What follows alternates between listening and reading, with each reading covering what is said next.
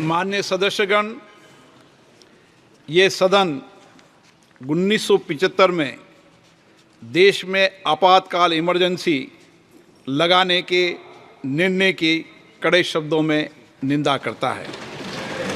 इसके साथ ही हम उन सभी लोगों की संकल्प शक्ति की सराहना करते हैं जिन्होंने इमरजेंसी का पुनर्विरोध विरोध किया, अभूतपूर्व संघर्ष किया और भारत के लोकतंत्र की रक्षा का दायित्व निभाया।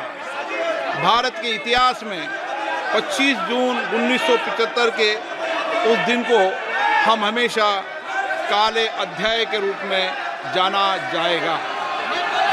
इस दिन तत्कालीन प्रधानमंत्री श्रीमती इंदिरा गांधी ने देश में इमरजेंसी लगाई और बाबा साहब अम्बेडकर द्वारा निर्मित संविधान पर प्रचंड प्रहार किया था।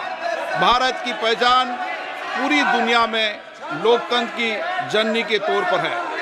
भारत में हमेशा लोकतांत्रिक मूल्यों और वाद संवाद का समर्थन हुआ, हमेशा लोकतांत्रिक मूल्यों की सुरक्षा की, उन्हें हमेशा प्रोत्साहित किया गया। ऐसे भारत पर श्रीमती इंदिरा गांधी द्वारा तानाशाही थोप दी गई, भारत के लोकतांत्रिक मूल्यों को कुचला गया और अभिव्यक्ति की आज़ादी का गला घोटा गया। इमरजेंसी के दौरान भारत के नागरिकों के अधिकार नष्ट कर दिए गए, नागरिकों से उनकी आज़ादी छीन ली गई। ये वह दौर था जब विपक्ष के नेताओं को जेल में बंद कर दिया गया, पूरे देश को जेल खाना बना दिया गया। तब की तानाशाही सरकार ने मीडिया पर अनेक पाबंदियां लगा दी गई थी, न्यायपालिका की स्वतंत्रता पर अंकुश लगा दिया गया था।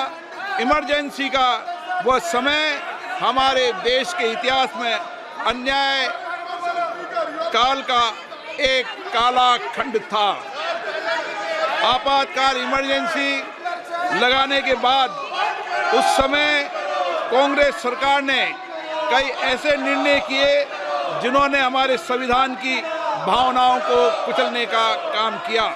पूर्व और निर्दयी maintenance of internal secretary act Misa में बदलाव करके कांग्रेस पार्टी ये सुनिश्चित किया कि हमारी अदालतें मीसा के तहत गिरफ्तार लोगों को न्याय नहीं दे पाए। मीडिया को सच लिखने से रोकने के लिए parliament president production of publication repeal act, press council repeal act और prevention of publication of objectionable matter act लाए गए। इस काले खंड में संविधान में 38वां, 89वां, 40वां, 41वां, 42वां संविधान संशोधन किया गया। कांग्रेस सरकार द्वारा किए गए संशोधन का लक्ष्य था सारी शक्तियां एक व्यक्ति के पास आ जाए, न्यायपालिका पर नियंत्रण हो, संविधान के मूल सिद्धांत खत्म किए जा सके। ऐसा करके नागरिकों के अधिकारों का दमन किया गया और लोकतंत्र के सिद्धांतों पर आघात किया। इतना ही नहीं, तत्कालीन प्रधानमंत्री श्री इंदिरा गांधी ने कमिटेड ब्यूरोक्रेसी और कमिटेड जुडिशरी की बात कही, जो उनकी लोकतंत्र विरोधी रवैये का एक उदाहरण है। इमरजेंसी अपने साथ ही ऐसे असामाजिक और तानाशाही की भावना से भयंकर चुनौतियों को लेकर आई, जिसने गरीबी, दलित और वंचितों को तबाह कर दिया। इमरजेंसी के दौरान लोगों को कांग्रेस सरकार द्वारा जबरन थोपी गई अनिवार्य नसबंदी का, शहरों में अतिक्रमण हटाने के नाम पर मनमानी का और सरकार की कुनीतियों का प्रहार झेलना पड़ा। ये सदन उन सभी लोगों के प्रति संवेदना जताना चाहता है। 1975 से 1970 कालाखंड अपने आप में एक ऐसा कालाखंड है जो हमें संविधान के सिद्धांतों, संघीय ढांचे और न्यायिक स्वतंत्रता के महत्व को याद दिलाता है। ये कालखंड हमें याद दिलाता है कैसे उस समय हम सभी पर हमला किया गया, क्योंकि जिनकी रक्षा आवश्यक है। ऐसे समय में जब आपातकालीन इमरजेंसी के 50वें वर्ष में हम प्रवेश कर रहे हैं, ये 18वीं लोकसभा बाबा साहब अम्बेडकर द्वारा निर्मित संविधान को बनाए रखने, इसकी रक्षा करने और इसे संरक्षित रखने की अपनी प्रतिबद्धता को दोहराती है। हम भारत में लोकतंत्र के सिद्धांत, देश में कानून का शासन और शक्तियों का विकेंद्रीकरण अक्षुण्ण रखने के लिए प्रतिबद्ध हैं। हम संवैधानिक संस्थाओं में भारत के लोगों की आस्था और उनके अभूतपूर्व संघर्ष, जिनके कारण इमरजेंसी का अंत हुआ और एक बार फिर संवैधानिक शासन की स्थापना हुई, उनकी सराहना करते हैं।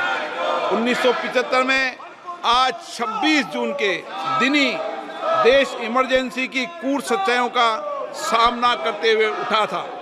1975 में आज के दिन कैबिनेट ने इमरजेंसी का पोस्ट फैक्टो रेक्टिफिकेशन किया था। इस तानाशाही और असंवैधानिक निर्णय पर मोहर लगाई थी। इसलिए हमारी संसदीय प्रणाली अनगिनत बलिदानों के बाद मिली दूसरी आज़ादी के प्रति अपनी प्रतिबद्धता को दोहराने के लिए आज के प्रस्ताव किया जाना आवश्यक है।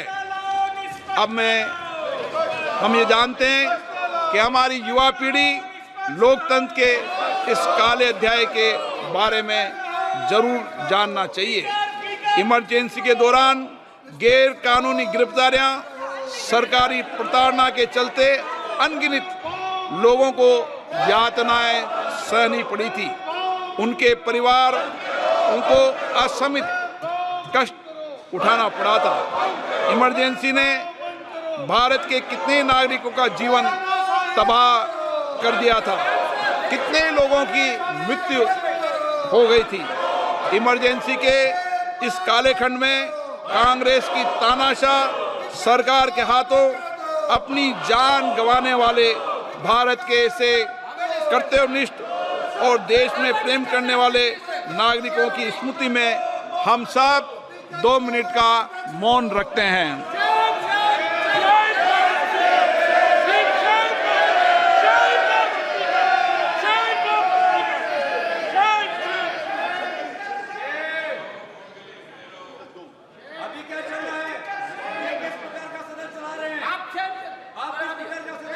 ओम शांति। सभा की कार्रवाई दिनांक 27 जून 2024 को राष्ट्रपति के अभिभाषण की समाप्ति के आधे घंटे के पश्चात के लिए स्थगित की जाती है। For more of such videos, do like, share and subscribe to ET Now Swadesh.